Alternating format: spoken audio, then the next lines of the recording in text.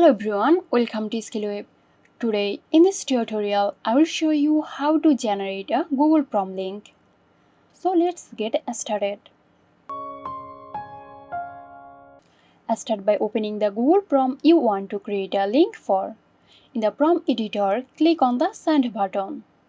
This is where you will find options to share the form. A window will appear with various sharing options. To generate a link, go there and simply click on Copy Link. The link is now copied to your clipboard and ready to be shared. So that's it. Hope this video helped you out. If it did, please like, comment and share. And don't forget to hit the bell icon for more interesting videos. This video is sponsored by Girosoft. Girosoft offers graphic design, UI UX design, digital marketing and web development. Elevate your brand with Girosoft today. For more details, check the description box.